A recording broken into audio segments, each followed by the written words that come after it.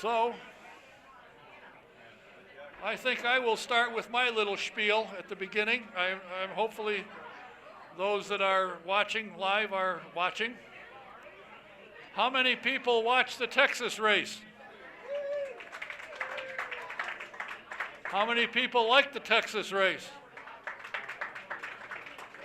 Well, it disturbs me a little bit that some of the closest races in IndyCar history were done in Texas.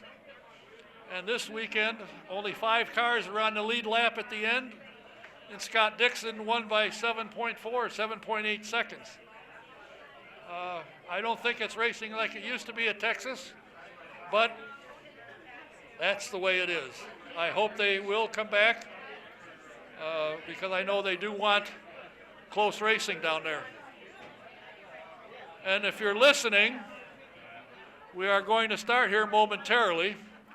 I want to make mention for those of you who were around or listened when Davey Hamilton was here and he was put in charge of racing at the United States Auto Club. That came to an end on Friday after 10 or 12 years of getting USAC in trouble. They gave him a 90-day contract and they didn't renew it. And I guess they expected in 90 days he'd fix up what took people 10 years to mess up.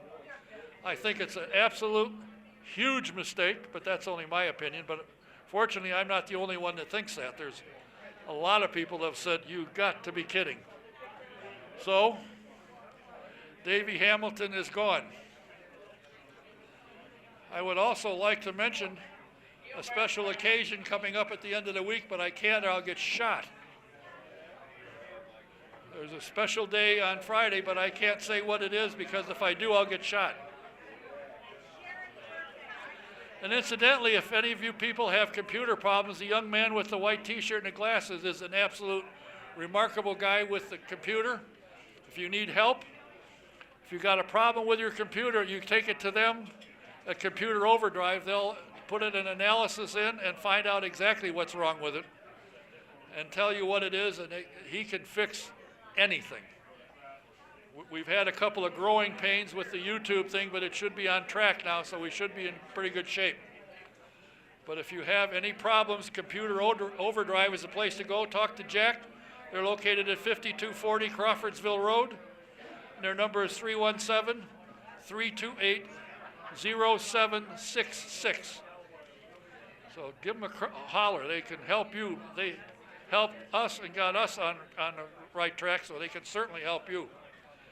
I want to remind you, if you have young kids, grandkids, you want to get them a ride in what's called the Victory Lap at the Indianapolis Motor Speedway, you need only go out there. It's there 7 days a week, weather permitting, or you can call 317-243-7171, extension 101, and schedule a ride for anybody 9 and over.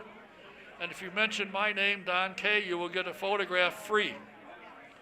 And if you are of age and of size and you want the 2-seat or single-seat ride, you can call them as well or go online at indyracingexperience.com and find a time that you want to go. And again, put my name in the promo box and you'll get 20% discount for either the 2-seat or the single-seat. So you will want to check into that. There have been a lot of people do it.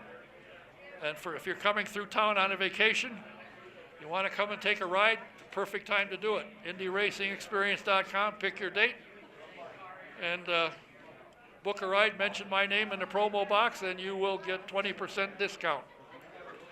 And for those of you who haven't figured it out yet, and I'm not sure if Willie has or not because they're busy talking, but this weekend, June 10th to the 14th, is the Brickyard Vintage Racing Invitational. You need to see this. For those of you who have been around a while and fell in love with the Indy cars of old, they're here, and they will be here. So you need to do that. Get out to the Speedway. They've got over 600 cars, I believe. They're going to have a classic car show. They have Blood, Sweat, and Tears will be performing, a big fireworks display. They have everything. They're going to be racing each other, so LSAO. Mark? Where's Al?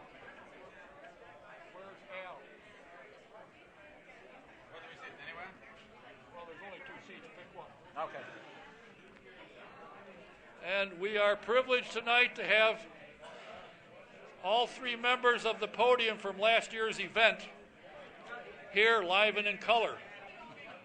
And this gentleman sitting next to me is somebody I've been after for quite a few months and years to get him back here again. And of course he doesn't live here, so he's not in town very often, but he's here now. And he's a former Formula One driver. He's driven sports cars of every make and model. He's won at everything he's done. He had 6 events at the Indianapolis Motor Speedway for the Indianapolis 500 and finished in the top 10 in all ones. In fact, he had a shot at winning, but he ended up in a crash prior to the start-finish line. He drove for Dick Simon and got Dick his first and only win at Las Vegas. He's a hell of a sports car driver, and in my opinion, a super nice guy. Please say hello to Mr. Eliseo Salazar. Hey, what's up, man? How are you? I should have told you. I want to talk to you and Tony. All right? I'm not avoiding you. William Theodore. I'm not avoiding you, William Theodore. And sitting next to Eliseo is a gentleman that I'm sure most everybody has seen before.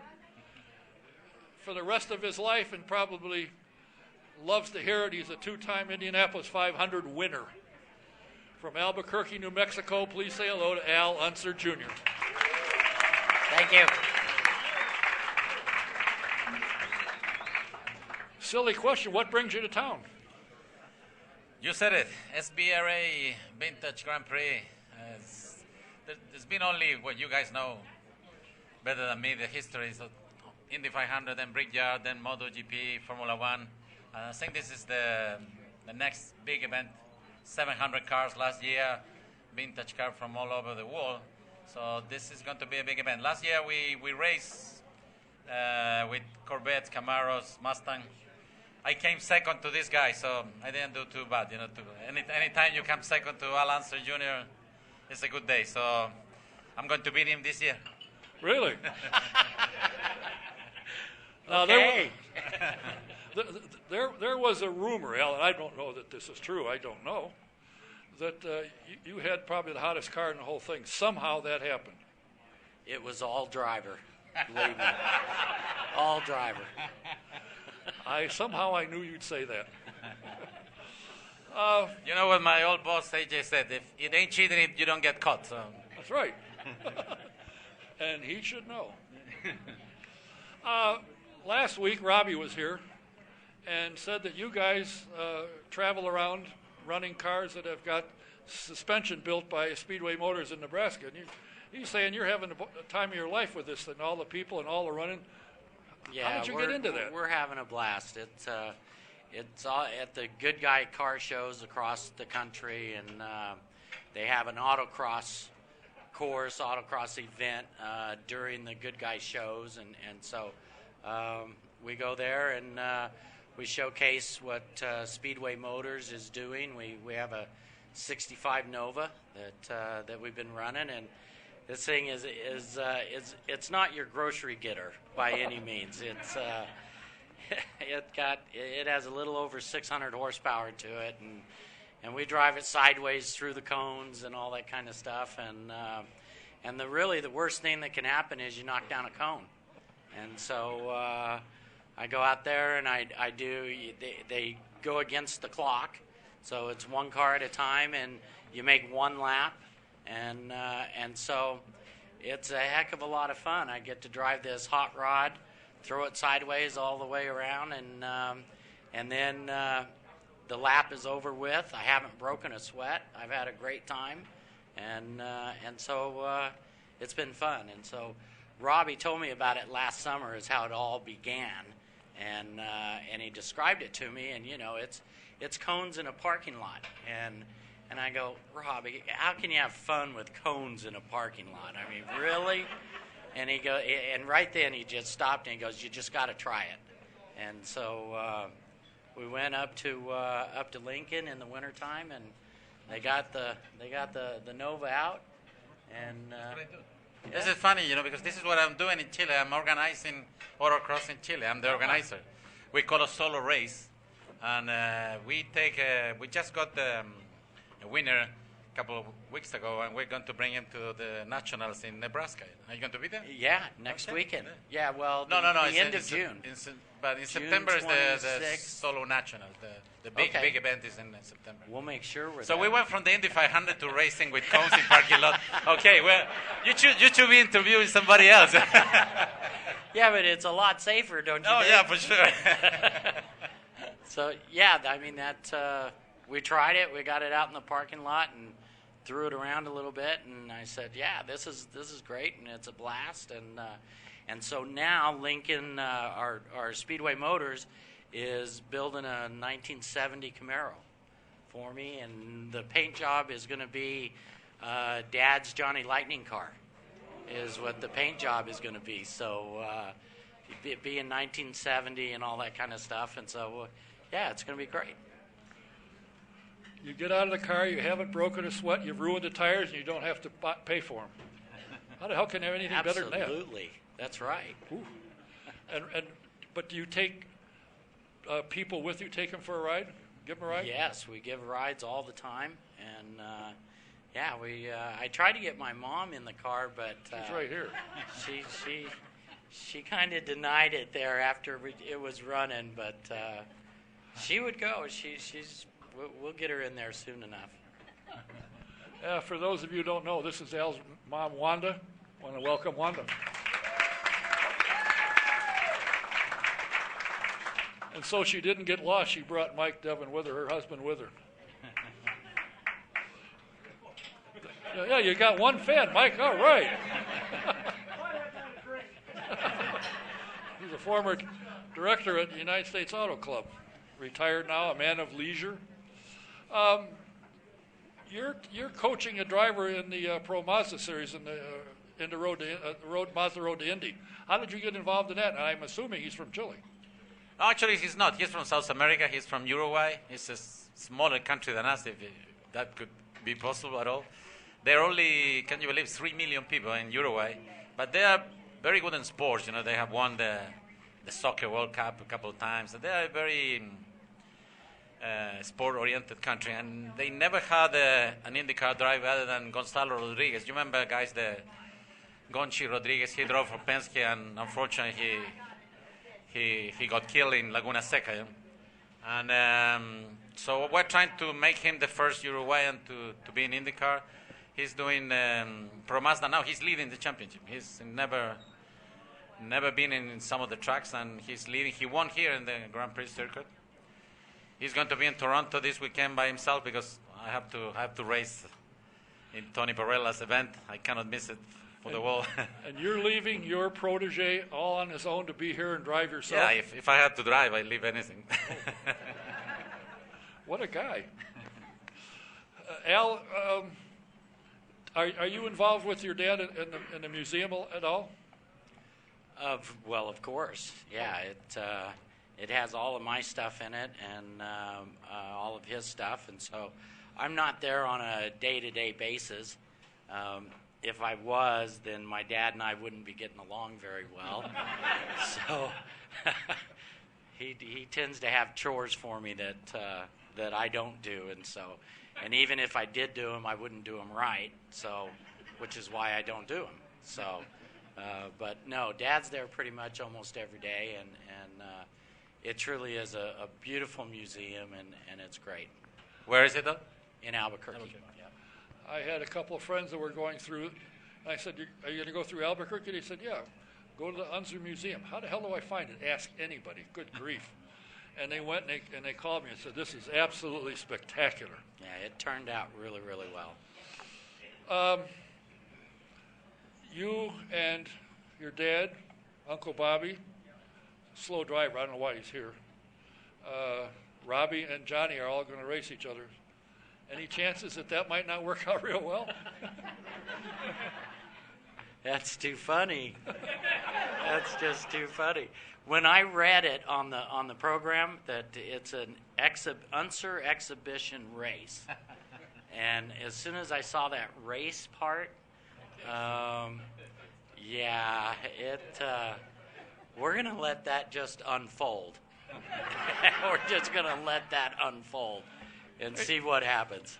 Tony, have you bought any special insurance against this thing, just in case? The best line, the best quote was by Tony last year in the drivers' meeting. He said, "Today is Sunday, so it's church day. So you guys have to be religious about these cars." And that religious part lasted about 10 seconds after the green flag. And people were crashing all over the place. What else are you doing besides guiding a young man in a Pro Mazda? What do you do on a day-to-day basis? Well, I'm doing this autocross in Chile. We're organizing the events, and we run it every 2 weeks, every 3 weeks, and doing stuff for my sponsor. I mean, Cristal now because of the age, I'm not promoting Cristal beer. I'm promoting Cristal Zero. That is non-alcoholic beer. So I'm still doing a lot of stuff for the sponsors, and hopefully getting this. His name is Santiago Urrutia. We call him Santi. Hopefully we'll get him to IndyCar in a couple of years, and I'll be here more. Now, when you drove for Dick, every couple of weeks a big case would show up full of Cristal beer. That was good stuff. Probably still is. And I wasn't drinking at the time, so I know. I guess you took care of that. Oh yeah, we made up for it. Don't worry about it. Yours didn't go away. But if you ever wondered why everybody liked you so much, because the beer was there. Do you get to Indianapolis or America quite frequently? Yeah. My kid lives in Pittsburgh, and so I'm there every month at least for 7-10 days. So, and I was here for the Pro Mazda races, and then I was here for the Indy 500 as well. So, I've raced every single form of motorsport, Formula One, World Rally Championship, 24-hour Le Mans, Dakar, but there's nothing like Indy. I mean, I'm not saying that. I've said it all along. I'm not saying it because I'm here, but I'm saying, Indy 500 is by far the biggest race in the world. So every time I come here, even if it's for an event like this, it just makes it so special. What's it like for you now? You've been here and you were a coach for a while and so forth, but do you still get excited when you drive into the Speedway? Absolutely. I grew up with this place, and the goal was to get to Indianapolis and race in the Indy 500 and hopefully have success here. I watch Dad and Uncle Bobby do it, and so it wasn't about Formula One or anything in Europe for me. It was the Indy 500, and so when I would go race the IROC car, it was to be a better driver at the Indianapolis 500. When I'd go race Daytona 24-hour, it was to be a better driver at Indy. And so, it's the only place. I remember you were being interviewed. I think you finished second to your dad, I believe. And somebody said to you, "Al, did your dad teach you everything he knows?" You said, "No, he taught me everything I know, not everything he knows." That's correct. It still stands today. That's why I don't hang out at the museum. Really? He's still trying to pick on you a little bit, Are you huh? kidding? Come on. Dad. He'll be here. You'll see. Yeah, I know. Again, if you need to be reminded. No. I'll stay out of the way in case. And everybody will find out Dad and Uncle Bobby together at Indy again at this time in their lives. I'm going to have the best seat in the house. I'm going to be following them. What cars are you guys going to race? What cars?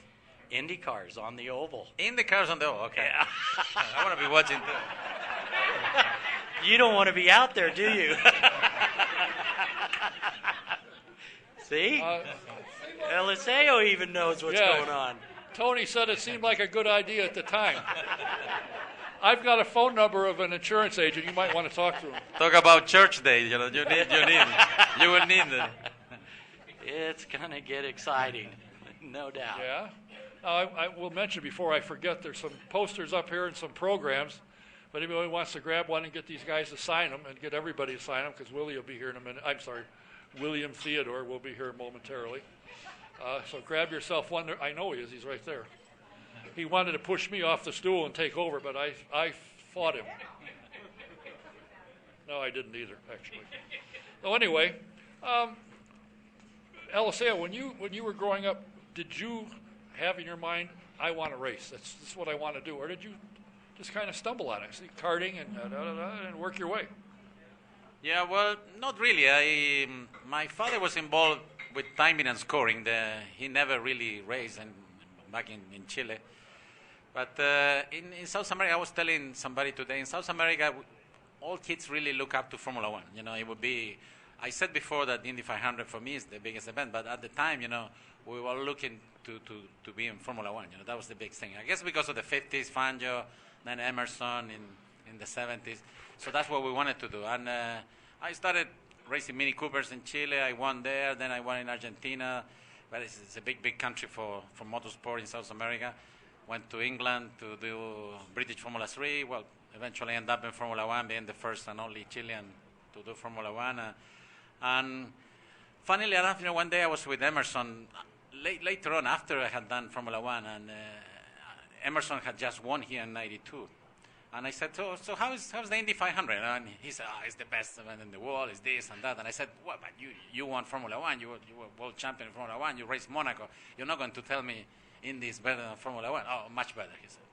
So I didn't really believe him, and I said, I'd like to go. So he invited me when he was driving for Penske, and actually it was 93, 94. I came, I was blown away, and I said, I have to do this. And eventually I raced in 95 and finished fourth in my rookie year behind Villeneuve, Fittipaldi, Rahal. So then obviously I was hooked, and I knew that Emerson's words were true. Well, I was telling somebody earlier, I greeted you when you got to the race shop. Dick picked you up at the airport and dropped you off, and you walked in, and you introduced yourself, and I said, by the way, have you ever raced an oval? And you said, no. I said, are you in for a thrill? And you were. And you did well. I mean, in the 6 years he ran there, you never finished, I think, lower than 6. Yeah, seventh was the worst result, and we were twice in the front row. And as you said, you know, I'm proud that we gave Dick Simon his only win in IndyCar in Vegas, and then I drove for the big man, you know, for Foyt. So it was a great time.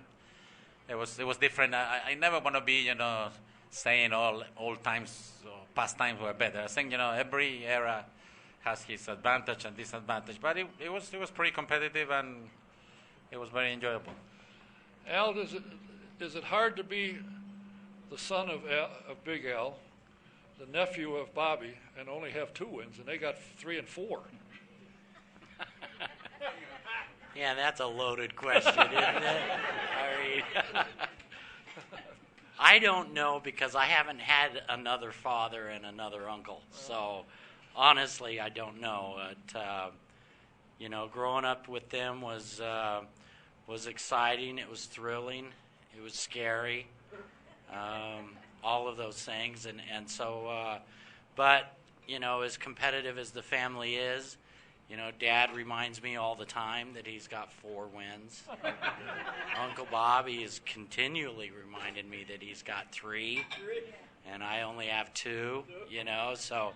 But really, without my dad and without Uncle Bobby telling me how to win this race, I don't think I'd ever won this race. And so, I think, Don, it's mind-boggling that out of 99 now, so 9 times, you know, they have won the race. So really 10% of the time, 10% of the history of the race, you know, this guy have won the race. That's pretty incredible.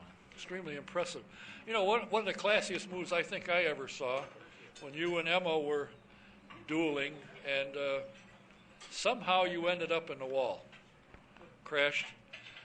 You got out of the car and stood on the side of the track. When he came by, you gave him the thumbs up, as if he didn't do it on purpose. He was racing, and the 2 of you guys collided. Now, that was class. And then to get that piece of the wall sent down to your place in Albuquerque, that's even better. yeah, it was. It was just, the timing was just right. You know, Tony George is a very good friend of mine, and at the time they were replacing the wall. I just happened to come into town. I didn't even know they were doing it, and I saw what they were doing, and I phoned him up and asked him if I could have a piece of it, and he goes, "What do you mean a piece of it?" And I go, "Well, you know, like a section of it, you know," and a section of it. What? I thought it was just like a brick or something is what you wanted. And I go, no. And so we met up at the track and we drove around it, and I picked out a segment out of turn 3 where I had hit, and it was about 80 feet, and so they broke it apart, and we shipped it to Albuquerque, and I put it when I first got it, I put it at the house, and the fence, the lights, we even got a USAC stand for the observing stand. We got one of those and erected it and all that kind of stuff, and as soon as I had it complete, I phoned my dad up and I said, "Come on down and check out this deal I've got." And he goes, "What is it?" And I said, "You come down and see, you know." And so he came to the house and he saw it and he goes, "What the hell is that?" he thought it was like a horse fence or something, you know. I don't know what he thought it was. And I said, "It's from Indy." I go, "What do you think?" He goes, "It gives me a headache just to look at it." And so now it sits in front of the Unser Museum, and he loves it. He loves it. So. Yeah. Did you get the part? You didn't get the part that you hit. Are the tire marks still there? No, the tire marks weren't there, but there is a big chunk of concrete missing out of the wall, and the only thing I can think that it was probably back in the 50s when they ran the Roadsters. That was a big enough car that would hit it and take out that much concrete. Yeah, but it sounds better to say, "This is the wall I hit. Here, look what I did." It's the wall I hit. Yeah. You But don't I know. didn't put a big chunk of. I didn't take that out. Oh, you got them all excited. They're throwing glasses back here. Let me know if I should duck. What do you think about what Tony's doing and what he's accomplished in a relatively short amount of time? I had him here when he first started, and he had a couple hundred members and so forth, and it's grown. It's completely out of sight what's going on. What do you think about what he's doing? Tony Perella is a visionary, and he has really turned the SVRA around with vintage racing. I truly feel that with him at the helm, it's going to be exploding. You know, he's brought SVRA, made it happen to the Indianapolis Motor Speedway. He's created this Pro-Am that puts past Indy drivers in with amateurs that can go out and race on the road course. And so, you know, there's a lot of exciting things coming, and it's great to be a part of it. And I hope that we're a part of it with Tony for a long time to come. And you're letting your driver in Toronto by himself because you want to be here. Yeah, That's impressive.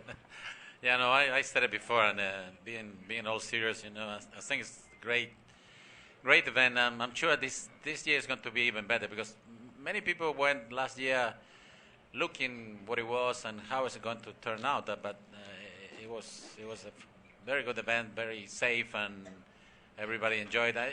One of the things, you know, I saw some highlights, and I saw some of the amateur guys, you know, really appreciating the fact that they were able to run in sacred ground. You know, some people said, I used that phrase, and you know, I drove IndyCar for many years, I'll even more, but we never were able to go around, you know, on a bicycle or walk the track because it's like sacred ground, you know. And these people, you know, with the cars, you know, amateurs from SBRA were able to run, to race in the place, and that's all thanks to Tony. So we are thankful for what he's done, but I'm sure, you know, the big job he's doing is for his people. Well, all I can say is I appreciate the fact that he's bringing back guys like yourselves. I understand Simon's coming in an ambulance. He's getting old. But there'll be a good array of drivers here. They're all veterans that have run the Speedway at one time or another. But I think after listening to Al for a minute, I think the Unser race is going to be something to see. Hopefully everybody gets out of the cars and they walk to they're going. You get on a plane and go home. You don't have to get wheeled in somehow. Maybe they want the museum, you know, to have more piece of the walls, you know. Yeah, I tell you, Dad may be thinking that, with Uncle Bobby in it. Yeah, that could be. Well, it will be fun, and I appreciate you guys stopping by. And I know everybody here is going to be out to watch you run, watch what goes on. Tony's put together a heck of a big program. We're going to talk to him about it here in a bit. And I know you got to head downtown because Mark is giving me he wants to make sure I can tell time. So I want to thank both of you, Al and Eliseo, for stopping in. You betcha. Thank you. Thank you. And the race is on Saturday. Which one? Our race is on Saturday. Yeah. We're racing on Saturday, and then the we're going to watch the Unser brothers race on Sunday. Eliseo Salazar, Al Unser Jr. Thank you. Thank you. Appreciate it. Thank you, Al. I want to mention to you, if you are a vintage fan, that you need to go to svra.com and get a subscription to the Vintage Racing Quarterly. Mike, quarterly. That means it comes out every quarter. It is a first-rate, first-class magazine, and you'll find out some of the cars that you knew as a kid. They're likely to be in there, and the drivers, what they're doing, and who they're doing with, and all that kind of stuff. If you're on top of things, you want to get a copy. Believe me, it's well worth it. svra.com and subscribe to the Vintage Racing Quarterly. Tonight's show is presented by Sam Pierce Chevrolet in Daleville, Indiana. Come to the country and see why the best prices in the country are, in fact, in the country at Sam Pierce Chevrolet. You will also find out why it is that Sam inevitably always wins the Customer Satisfaction Award. Take I-69 North to exit 34 south 1 mile, and you won't miss Sam Pierce Chevrolet. Founded in 1993 to spearhead Honda's entry into IndyCar racing, Honda Performance Development has overseen successful racing efforts at all levels of the sport. From karting, quarter midgets to IndyCar and prototype sports cars, HPD offers race engines and competition products for the professional, amateur, and entry-level racers. For information about HPD and the company's racing product lines, visit hpd.honda.com. That's hpd.honda.com. And if Tony is looking for insurance, and I look for insurance, I highly recommend VP Insurance in Speedway, 5004 West 16th Street. They have everything you need for your home, your car, and your life. Have Mike Pardee give you a quote. You might be surprised like I was. Better coverage for less money. Give him a call. His number is 317-248-0070. That's VP Insurance in Speedway, 317-248-0070. Stitches 2 on Gasoline Alley in the Hinchman building. If you need anything embroidered, they are the people to do it. Fran would love to talk to you. She can embroider anything. You get it there, throw it, drag it, drive it, kick it. However you get it there, she'll help you out. So give her a call. Tell her what you need. She'll tell you what you can do. The number is 317-271-3444. That's Stitches 2, the best place to go. My next two guests, I don't know. I hate to mention the first guy at the far end of the table because he was a hell of a race driver, but it turns out he's a pretty damn good shot with a gun, and I'm kind of nervous. He is a gentleman that everybody has seen and heard, and everybody enjoys being around. But I found out something I didn't know.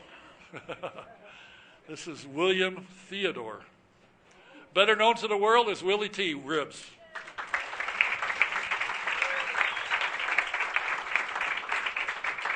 I like Willie T. better. It's easier to remember. Yes, and it's you can write it faster. Yes. On the bottom of a check, are you good at that? Sitting next to Willie is a guy that I enjoy talking to whenever I get a chance, which isn't very often because he's on the move. From what I understand, his home and his wardrobe is in suitcases, and he spends most of his time on the road and in airplanes. He knows the pilots by their first name. He knows how to order the cocktails. He's got more free miles than you can shake a stick at. He took over the SVRA and has built it into something that hasn't yet stopped growing. and it's fun to have him around. It's fun to hear what he's doing, what he's got planned, and we'll talk to him a little more extendedly later in the program. But I'm thrilled to have him here. Please welcome Mr. Tony Perella.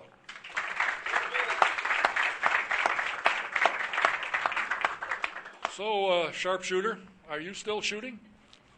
You know, it's funny you mention that, Don. I shoot, you know, a lot of the drivers, Ray Hall. You shoot the drivers. And shooting was always my golf. When in the off season when I was in racing, I grew up on a ranch, so I always went shooting with my grandpa and my uncle. So shooting was my hobby. So in the off season, I didn't hunt much, but I did a lot of sporting clay shooting and skeet shooting. But my son, who's in the room here, Theo, is in the top 6 in the world. Maybe I better be careful.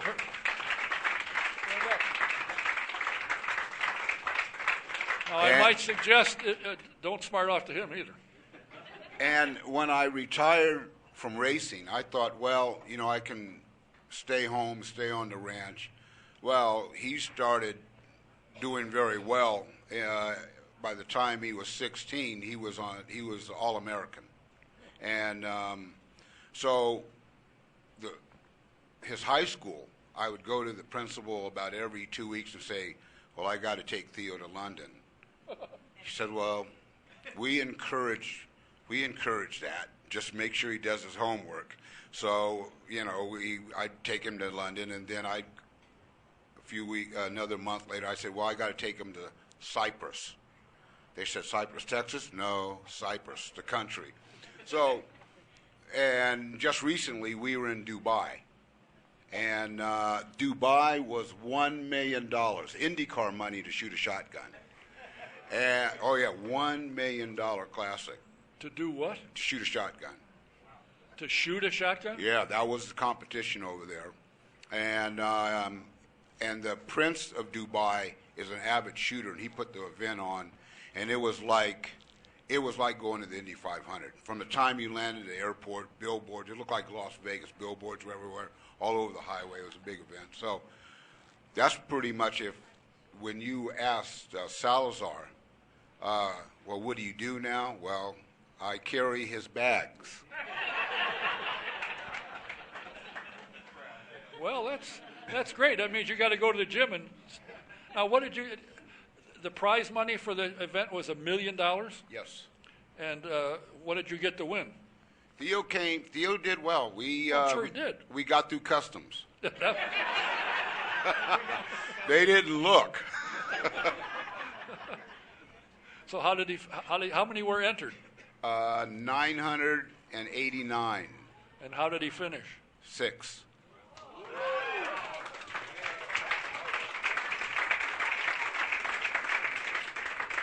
What the hell's wrong with you? There was 5 guys ahead of you. Congratulations. That's amazing. Well, and it's a 4-day event, and it's like golf. You know, every day you come in with your score, and going into the final day, he was in 3rd place, 3 shots out of the lead, 3 targets out. And in the desert out there, they don't have any trees. So his rotation was 8:30 in the morning, and he was shooting to the east. And the sun was, and the targets are black, and they're going about 70 miles per hour through the air. I mean, they look like hummingbirds. Yeah. Wow, amazing. Now, is this your fault that he's into shooting instead of driving and racing? You know, actually, I'm glad, because it's cheaper. I don't know. To go to Dubai, you don't get there for $11.40. Are you still living in San Jose? Oh, no. I've been in Texas now, and I moved to Texas almost 10 years ago for his career, because I knew that for him to be a world-class shooter, he had to be in Texas. Why? Because it's a wide open space. You can take a shot at anything roaming across your land? You pretty much have you 50 caliber, hand grenades, mortars. What? Oh, yeah, everything in Texas. But the best shooters were there, and the best target setters were there, and the more competitions were there. So that was the reason we were in Texas. Well, I thought about competitive shooting, and I was in the Navy, and when I was there, you people probably never heard of an M1. And the Navy, believe it or not, we'd go out and target shoot. Now, the targets we shot at were 20 foot by 20 foot, and they had target, and we were 200 yards away. You ever heard of Maggie's drawers? Maggie's drawers. That's what they wave when you miss the target. Oh, okay. The guy that was at my target's arm had to have surgery because he kept waving. From 200 yards, I couldn't hit something 20 foot by 20 foot. So they put me on a ship and said, you go down below because you're not going to hit anything anyway. What got you started racing? My dad. My family, my grandfather in 1927 started a plumbing company that after World War II, when the GIs came home, the building boom in California really took off, and this company really took off. So he got, he was into real estate and building condos and apartment complexes, which he owned. So my dad had a great friend by the name of Joe Leonard. I heard of him. He raced motorcycles. Well, yeah, and Joe Leonard got my dad into racing motorcycles, and then eventually my dad went into cars. And so that was my exposure. So I would go to the races with my father, and then my grandfather, who retired on a ranch, he bought a 300-acre ranch near Sacramento. So I would be on the ranch in the summer working, and go with my dad to the races as a kid, and that was why I wanted to be a race driver. I thought I didn't want to work in the plumbing company, that's for sure. And working for my dad, he put you in the sewer ditch, and he just pointed, well, I want you to dig that out, and And you didn't think that was a good idea? No, and then he didn't pay on time anyway. Oh. That was worse. I remember when you took your rookie test, the first time you got in an Indy car, it was Armstrong's car. And I was there. And you went out and you ran some laps, you got out, and I said, how'd you like it? I said, boy, those things are fast. It kind of got your attention when you first drove one, didn't it? Well, yeah, and the car really, we didn't communicate very well with the crew chief. And so I thought, well, maybe this is better that we abandon this, because Sherman and Armstrong and I really didn't communicate well from the very beginning. So I knew that it could be bad news if I got a couple of phone calls from some sponsors that said, hey, look, we'll just pass on it, we'll do it again. Funny thing, a lot of people didn't communicate with Sherman Armstrong. I don't think anybody told you that up front. Yeah. But your highlight, I would assume the highlight part of your career, besides being able to run the 500, was in Trans Am. You were extremely successful in Trans Am. I had a great team, and it was with Roush, and we won a lot of races. And right after that was Dan Gurney and IMSA, and we won more races. So it was a great career. I would have liked to have had the same budget and support for our IndyCar deal that we had in Trans Am. We were easily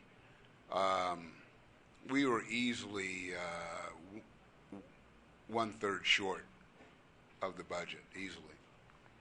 Well, I remember somebody make a comment. Does he always have to jump on the hood of the car?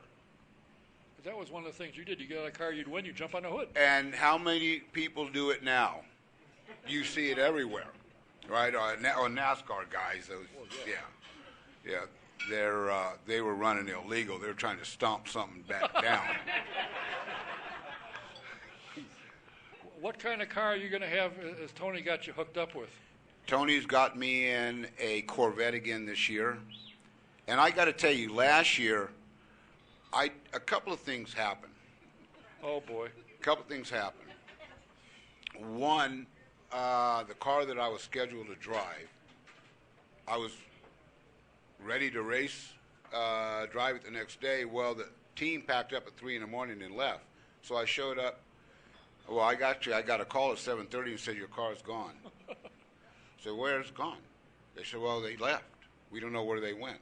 So I said, well, what am I going to drive? Well, Tony's going to find a car. So I didn't have a car until it was time to race. And then Impact Racing provided me a suit, thanks to the promoter here. Well, they didn't have any underwear in it. There was no socks, no underwear, no nothing. Just a driver's suit and some shoes. So I got to the track and I said, well, and Al, I was using Al's mother's motorhome, and Al was in it, and Robbie and I, we were all in the same motorhome changing. So Al looks at me and says, you want to wear my underwear? I said, no, Al, I don't want to use. Are you going to drive with no underwear on? I'm not wearing your underwear. So I went commando. And this year, Impact Racing, I called them. I said, can I use a suit again? They said, no. I said, why? They said, well, we couldn't sell you the one you used last year. No one would buy it. And we're all out. We couldn't sell it.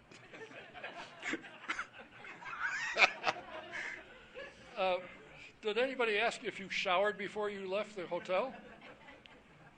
I don't think they cared. Oh. Because, it was clean. Yeah. But you didn't have an accident or anything. Problem is, I announced in the press conference afterwards that I drove commando, and Impact Racing found out about it. So what are you doing wrapping yourself in fireproof towels or what? Well, I remember to bring some cutoffs, and a thong.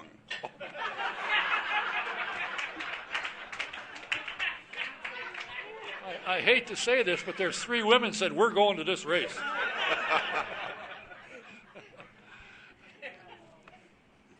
Did you have any trouble getting into racing? I mean, these young kids even today, they struggle to make it happen. And when you came along, you were one of the first to break, for lack of a stupider term, I don't know, it's one, the color line. Did you ever have any problems that anybody, because when you meet you, you go, geez, this guy's a hell of a nice guy. I still am not convinced of that, but I'm just saying it. Did you ever have any problems? Well, yes and no. In the beginning, my family money is what got me racing. Family money got me to England, where I started my career, because initially I wanted to be in Formula One when I first started. So I went to England and I started out racing there, and I did real well in Formula Fords, but I ran out of money, and my parents told me, well, you've got 3 other siblings that got to go to college, and you spent your college money already. So I had to come back from England, and then I met Jim Truman, who gave me my first ride over in America in Formula Atlantic. And then right after that, I got a call from Paul Newman. And Newman, it was Thanksgiving right before Thanksgiving of 1982. And he said, hey, kid, I got a deal for you if you'd like it. I know you race in Formula cars, but there's a Trans Am team that's sponsored by Budweiser, and I recommended to them that they hire you as a driver. And that was my first professional contract, and Paul Newman put it together. And he said, and Newman is really cool and sometimes matter of fact when he talks, and he said, now I want to warn you, those guys are hard asses. So if you have any problems, call me and I'll get it handled. Did you have any problems? No. And he said, yeah, he pretty much gave me a playbook on how to handle it. And of course, the obvious good thing Budweiser liked is you won. Yeah, no, we did real well. I think I won 5 races out of 12 in my first season. Not bad. What does this mean, coming back and running with Tony and his group? I mean, you're out going bang and ducking and, in the sand, shooting at nothing into the sun that you can't see. What does it mean to come back and race these cars in an event like this? Coming to Indy, and Al articulated that, and so did Salazar. They both said that coming here is a big deal, no matter what it is. They could hold the World Series here. They could hold a Super Bowl inside that stadium, or a prize fight. It would be big. Anything there is a big deal. So when I got the call from Tony, he says, I don't know if you would be your answer. And actually, it went Mark Dill first. Mark called me and he says, hey, look, there's something that's going to happen I'm involved with, and Tony Perella is inviting you as one of the drivers to be in the Pro-Am Legends. I don't know if you're interested. Well, I told him, well, yeah, no problem. And then I got a call from Tony, and Tony says, this is going to be a special event, and we're going to grow it. We're going to grow it. And he didn't lie to you, did he? We No, are no, growing it. it was big. I didn't have any idea how big it was until I got here last year. I thought, wow, this is a huge event. And this year it's even bigger. You know the thing that I'm impressed with? Mark called you and you didn't hang up on him. Most people hang up on him. Mark Dill, but you talked to him. You're a heck of a guy. Oh, no, I don't hang up on anybody. I'm prank callers. What do they call those that call in for telemarketers? Oh yeah, I'll get, and if I don't want to talk, I'll do my transsexual vote. Hello, hi, is this the bill collector? Do you have a boyfriend? And so I'll have fun with them.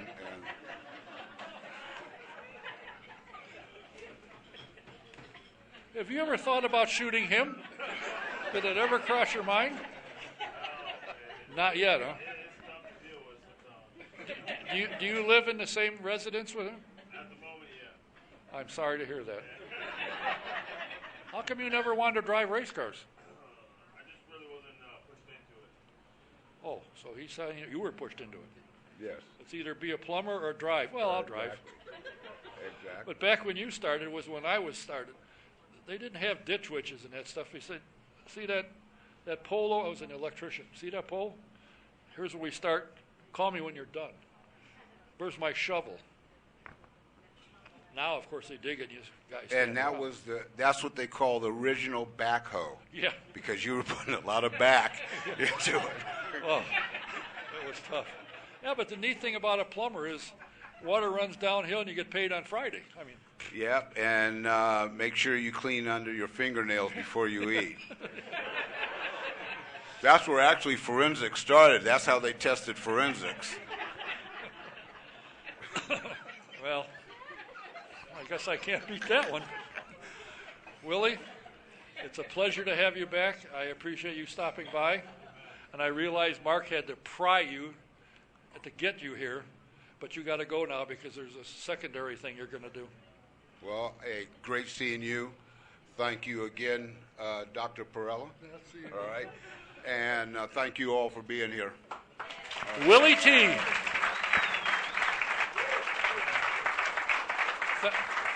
Thank you, Mark.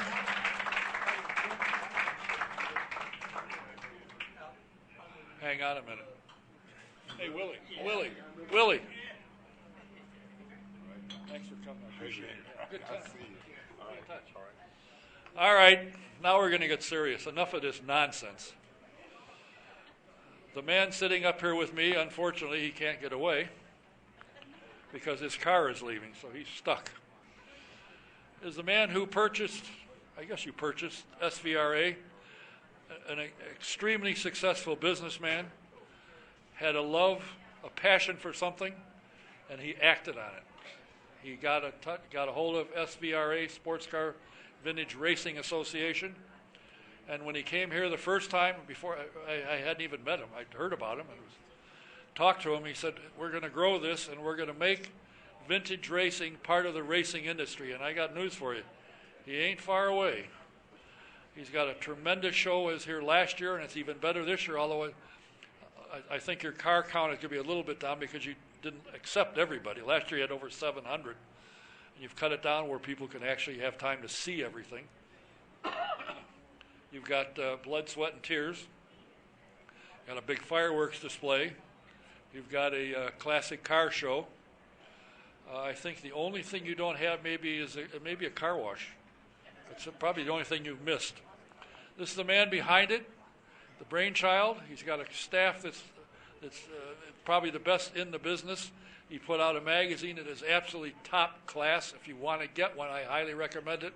SVRA.com and subscribe to the Vintage Racing Quarterly. It's a great magazine. Please say hello to the guy that's in charge of this whole weekend and making it happen, Mr. Tony Perella.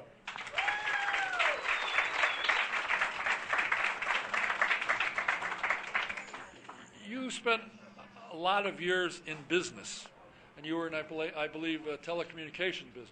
That's correct. And basically that's what you're doing. You're telecommunicating with people and getting them to join you and so forth. But all that time from when you started in business and started building your companies and so forth, did you still have in your mind that you wanted to race? Was racing always part of your mental thoughts? As a competitor, yes. Not professionally. By the time I had the resources to race, I was probably too old to race professionally. I grew up, my father signed for me to race dirt cars in upstate New York at 15. And so I raced at Canandaigua Speedway, Rowan Wheel Speedway, Weed Sport Speedway, and oval stock cars. But then I got married at 21 years old and had to buy curtains and end tables and instead of carburetors and tires, and then babies came, and there went my racing career. Dad didn't explain to you about the baby part, huh? He didn't tell you, here's what might happen. I'm thankful for my 2 daughters and 3 grandchildren, that's for sure. Well, I met one of your daughters last year, very nice young lady. Is she here again? She'll be here tomorrow. Oh, boy. Oh, boy.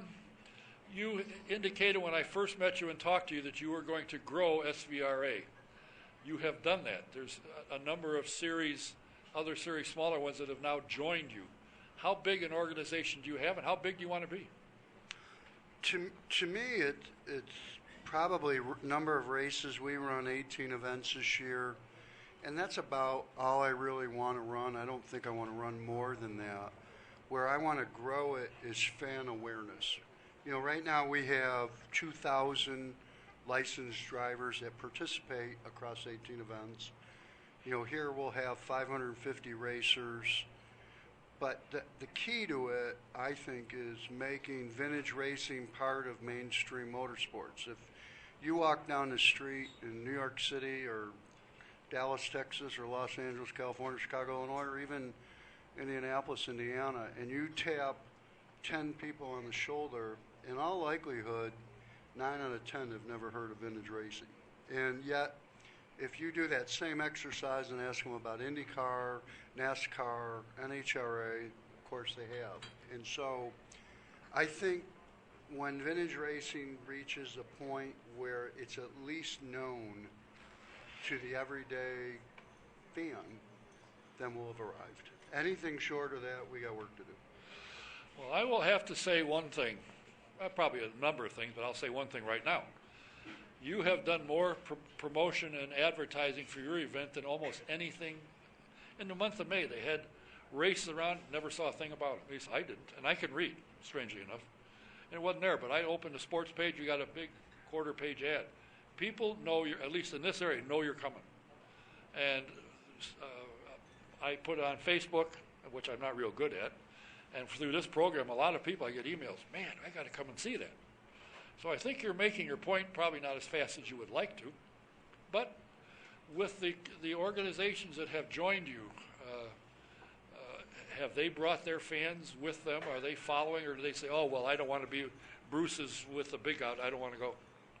The truth is, most of the events that we put on when I first bought SVRA really didn't have spectators. You know, there were some exception to that. Last week we had an event at Sonoma. That event's been going on for 40 years. 40? Steve Earle started it, who was the founder of General Racing. He's the founder of Monterey Historics, which is obviously a prominent vintage race. We had a record gate, by far, probably double record of any level that they've ever had for fan attendance. And that's very encouraging. It's not, to me, it's not about the money. What was exciting is the kids going through the paddocks. We had the hero cards there. And, you know, all I hear about is that, you know, motorsports, nobody gets it. The kids are on their phone. They don't care. It's not relevant. Go look at my Facebook page and tell me that, because these kids were racing through the paddocks, collecting cards, and they go home with this stack of race cars and information that they're learning. And that's where the match gets lit to start all of this. And so that concept started at this very race last year. And this year, when kids come out, they'll have two things they can collect. They'll have hero cards for all the competitors. But on Sunday, as you know, we got the Unser family reunion. I had 500 of each of the heroes, Al, Little Al, Uncle Bobby, Robbie, and Johnny. We'll have 4 winning Unser cars on track and Little Al's rookie car, and they're going to behave. They better behave. The interesting thing is they're still working me. Who's tuning my car? Who's getting it ready? How's this going to work? You're going to go have fun. But it's you know, for me, 30 years in business, I was so privileged to have amazing people work with me, but I never loved what I did for a living. Nobody ever called me up and said, God, I love this telephone. But what a privilege, you know, just being part of this. To come here is a privilege, but you know, look how hard 33 drivers are working this weekend. They came here. I covered all I've done for them. They're not getting paid. They came here. I took care of their travel in a hotel room. Okay. They've been on, Al and Eliseo and Willie have been pounding all week on press conferences, radio shows, just to do the right thing to grow the sport. They're not getting paid. And where in professional sports do you get that? Do you really see the Colts, no disrespect, the Colts, Cowboys pick a team, that their players are going to come out for a week and promote because they want to see this work? And it's just how much they want to give back to the fans. They never complain, other than you didn't give me a fast enough car. But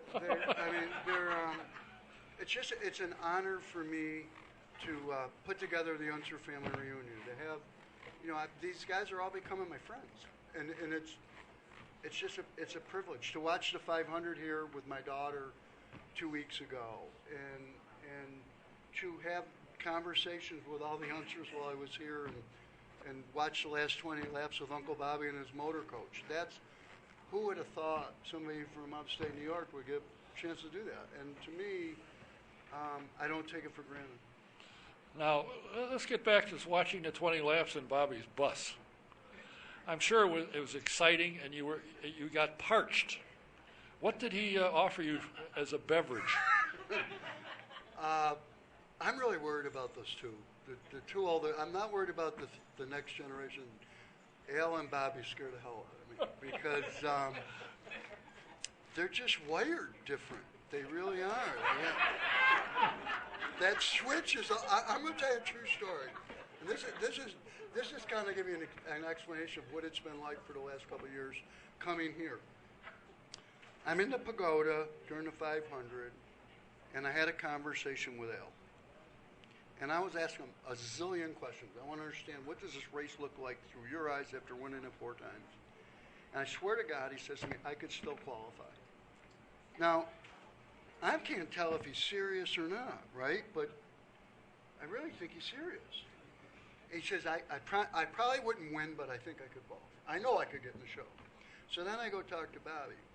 And almost verbatim, same words came out of his mouth. And so they clearly look at this different than us mortals. But probably the funniest story was when I called Bobby last year to come out and asked him to pace the ovals. And at first I asked him to race in the Pro-Am. I said, would you consider driving a Mustang, a Corvette, or a Camaro? And he says, well, you know, I'm 80. I said, yeah. So is Dick Simon. He says, well, you know, the fans at Indy expect me to win, and I'd probably only come in second if I run in the Pro-Am. This is true. This is a true story. So he says, but what I'll do is call Tom Malloy. He'll bring my winning 81 over for you from California. And I'll take it out, and we'll just say that no one can pass Bobby, and I'll keep him. We'll go fast, but not too fast. So I said, that's a great idea. So then I did something so incredibly stupid. I said, you know, Welcome. I was over at the museum today, and Alan was showing me they got some roadsters ready, too. If you want, I can get you in the Foyt Roadster, and you could pace the Roadster group, too. And this is a quote. He said, I'd sooner be in a coffin than ride in that person's car. So it's pretty obvious that I have an awful lot to learn about the history of Indianapolis 500 and IMS in general, and I am immersing myself in it to learn as quickly as I can. And I'm trying to do it justice, but the nuances of all the relationships through the last 100 years, there's some real crazy people that did this for a living. You think so? Yeah. Oh. Well, if you want to get an education, talk to Bobby. But you still didn't tell me when you got parched in his bus and the excitement of the finish. Come on. I've had the cars are all set up by the museum, except for Little L's, and he's drove that car at Goodwood, so he feels comfortable in his rookie car.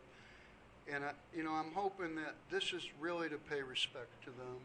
I so want to get this right, and I'm going to have special photos. I have a film crew that I hope to document this and give it to the museum, and because what I want, this is history. They've never all been together on the track at the same time. I hope it's good history, and they behave themselves. But it really was to say thank you to the family for what they've accomplished here, and also for the fans to give them a special treat. We're not going to probably see this again, and I just want to get it right, and I pray the weather's good and that the fans come out in droves to say thank you to them, because they all came here for that, to give something back to the fans. Are you happy with ticket sales? Though I think are you selling tickets, or is the Speedway handling that? The ticket sales. Ticket sales really falls on the responsibility of the Speedway. And they have been really, last year I consider it was like a dress rehearsal. I think they reluctantly said yes, but I think I scared the hell out of them. And I started saying, well, we're going to show up with 700 race cars, and we're going to turn amateurs loose on the oval. Lawyers get nervous when they hear that. Yeah. And I don't blame them. And I think when they saw two things, I think that when they saw my team and that we do this for a living and we're good at it and we keep it under tight wraps, I think they gained confidence. But I think more important is fan satisfaction of all the events that they put on here. This rated extraordinarily high. And I think they saw the potential and I think we're going to be here for a lot of years. I really believe that. And I think they couldn't be doing more for this track if they wanted to. Has Doug Bowles asked him if he could get in a car? Pardon me? Has Doug Bowles asked if he could get in a car? I'm telling you, Doug Bowles is racing. He is? He's racing in That's what I was afraid of. Group 11. I forget what car he's in, but a local businessman brought him a car to get in, and he's going racing. I wonder if I should put in an application for president of the Speedway, just in case. He was a very good Formula 4 driver at one time. He's also a politician, so you better be careful. And a lawyer. So if you see this, you go, uh-oh. But the Speedway operations, from the yellow shirts, the track operations, to the marketing team, they've been great partners. I work with 18 different speedways. And I promise you, I'm not saying that because I'm sitting here, they're absolutely the best group we work with, without question. You know, one of the things that impresses me among many about what you're doing is you open a magazine and it's you've got ads in there. I mean, you've got to have a sales staff second to none. But you put this thing together relatively quickly. I mean, you know, some people it takes them 3 or 4 or 5 years to get a magazine up. You got one up rather quickly, and it's well sponsored, so you're not, you know, going down the tank with it. The same thing with your series. SVRA's got a lot of top flight sponsors, and they keep getting more. Well, we just, at this event, those of you who come out will have a cool experience added to it. We have Jaguar sponsoring us for 7 races. And what that means is anybody with a driver's license can literally get in a brand new Jaguar from Thursday on through Sunday and test themselves on an autocross. All you got to do is drive a driver's license. And they have all kinds of prizes for speed. And because they see the demographic that races with us and, frankly, that follows us, that would be a good fit. So I'm excited to have them sign because that was the original plan was to lay the foundation of the events. We've done that. Get the best show we can put together. That's a work in progress. But then attract, because of who we are and our scale, some real high-end sponsors that I can pour the money back into promotion. And it was really always a 3-step plan. And we are done with phase 1, or working, you know, the scale is there. Phase 2 is well underway, as you commented, with, you know, Jaguar, Heacock, Hawkbreak, Royal Purple. And we got a pretty good working list that's coming. So I think this is just the beginning. I really, we launched a TV show, a half-hour special, and in New York and LA, 2 biggest markets in the country, they played it before the Indianapolis 500 coverage on ABC. So, you know, the goal of getting awareness out in those big markets, we had in the month of May, 90 million homes in America on ABC, NBC, CBS, or Fox, local affiliates, play our TV show. So all of a sudden, the Facebook numbers are going up, the website numbers are going up, sponsors are coming in, and the awareness is raising. And it's just a different type of motorsports because they can go in the paddocks, see the cars, meet the drivers. You're not chained to a seat. And I really believe that's the differentiator. And there's such diversity.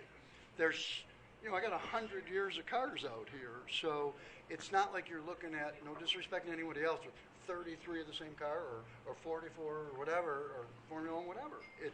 There is 100 years of history here. You're also, speaking of history, have connected with Motorstalgia, which is an auction that's going to take place here. That's got to be interesting. What kind of cars? Well, it must be time to take a pill. I probably should shut this off. It's John Martin. Who, John Martin? Is my car fast enough? Yeah. You know, Motorstalgia is a really interesting part of our plan. He's auctioning 115 cars, I think, and one of them is a 68 turbine that ran here. And really? There's some.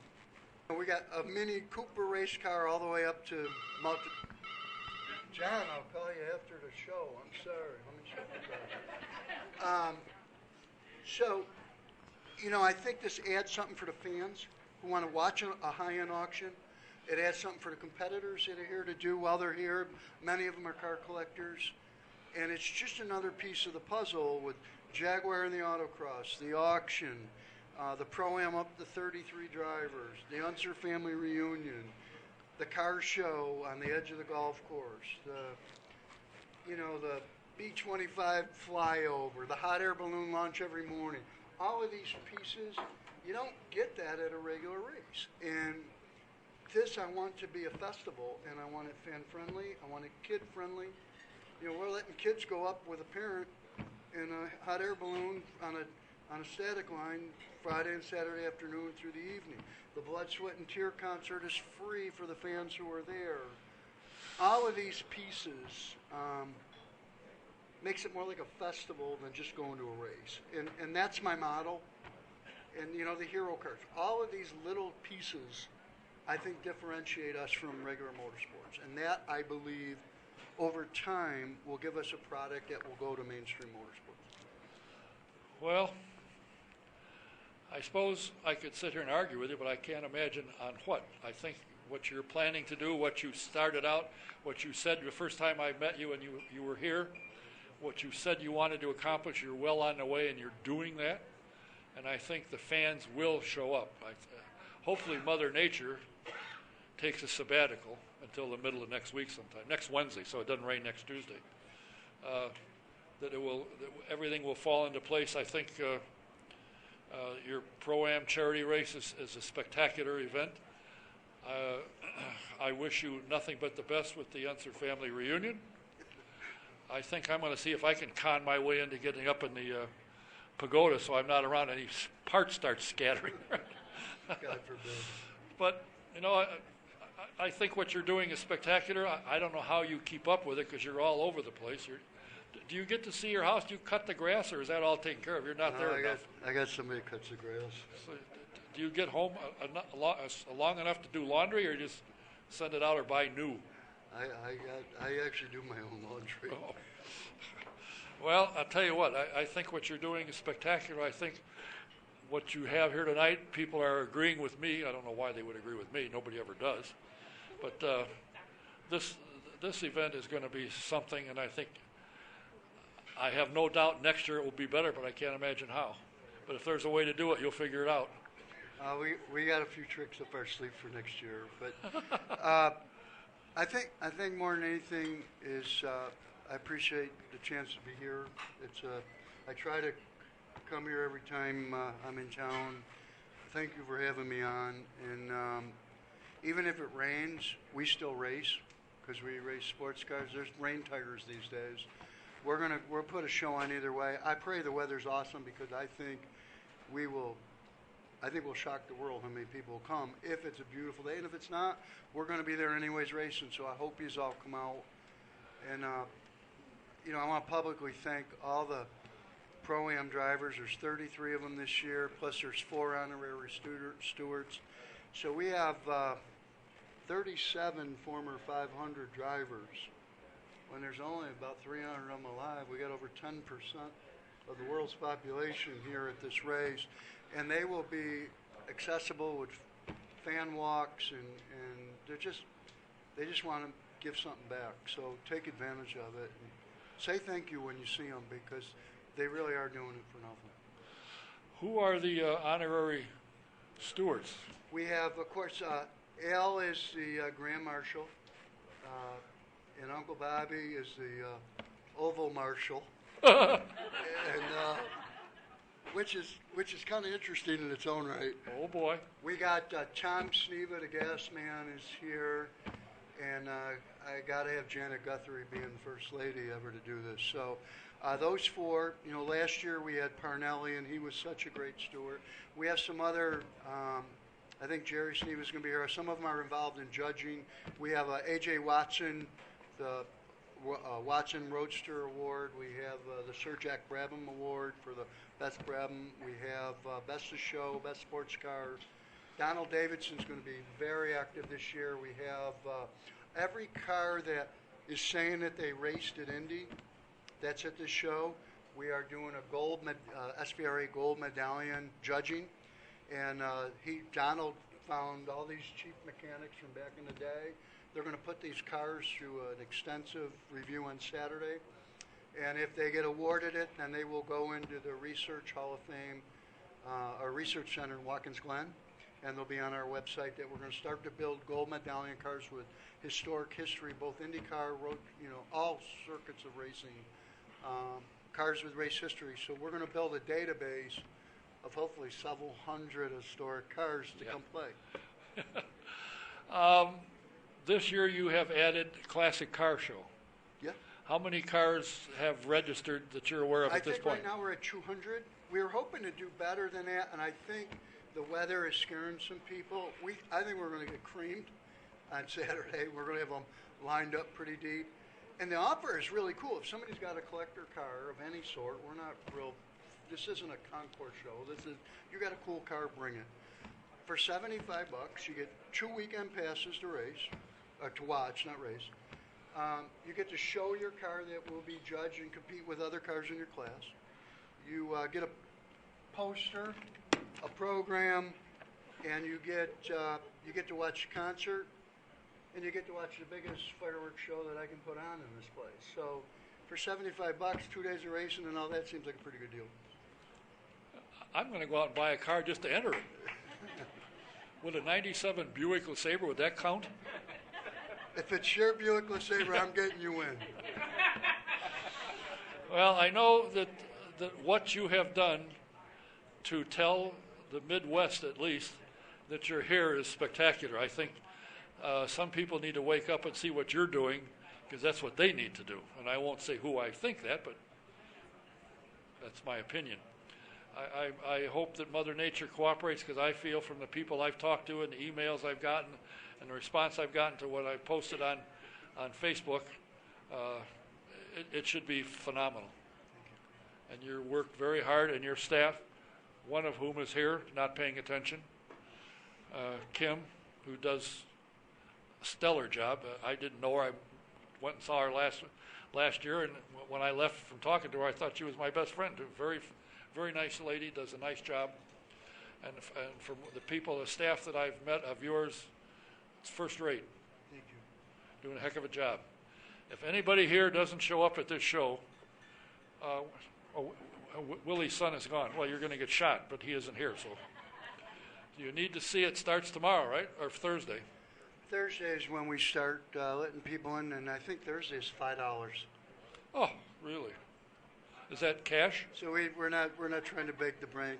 We Well, just I want guess people not. to come out and see what's here. Well, I went over to the Speedway to check in, and as I'm going in, there was 2 transporters with classic cars going, and then I saw them come back, and as I was walking out, there was some more going in. I mean, you got cars coming in, started Monday. We started the first cars loading in on Sunday.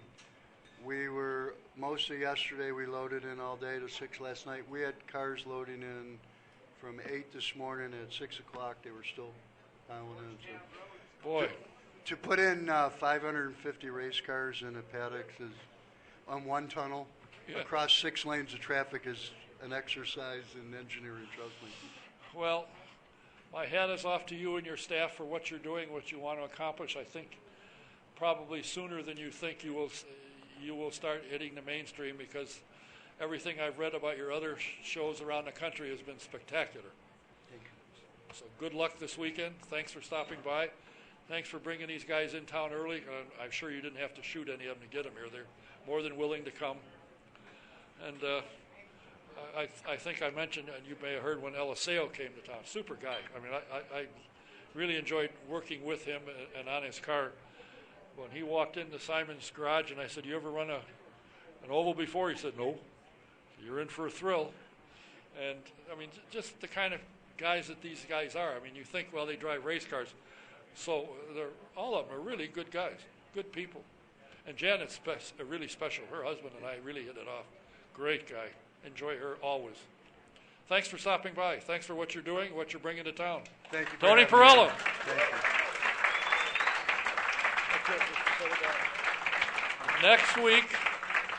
Next week, one of my guests has already accepted Scott Anderson from Denver, Colorado, driving the Indy Lights car. He drove last year for Fan Force United, and this year he's driving for Sam Schmidt. So he will be here, and I've got a couple other people I've invited, but I haven't heard back because for some reason they're going to Toronto, and I don't know why. But anyway, see you here next week, same time, same place. Good heavens to Betsy. Everybody's getting knocked off. I want to thank everyone for being here. Thank everyone for staying and listening, and we'll see you this weekend out at the Indianapolis Motor Speedway for the SVRA Invitational. Thank you. Good night. Oh, by the way, if anybody's interested in seeing the Indianapolis Indians play on Friday, I've got some tickets. They're on a tear. They just ripped the Iron Pigs to pieces. So if anybody wants to see a game, I got some tickets. Friday night starts at 7 o'clock. I didn't make make it up quick enough, huh? Tell your honey to get going. You have to tell him to get going. Oh, you're talking about these?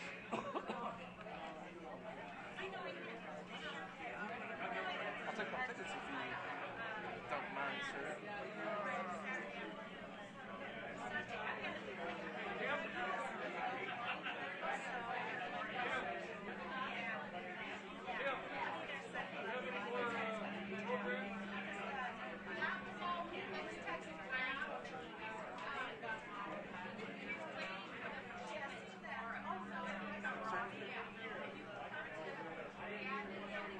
You know where the admin building is? Yeah. You know where the credential office is? That is Walk straight in. Uh-huh. Kim will be there. Okay. Just ask her for a program. She'll do it.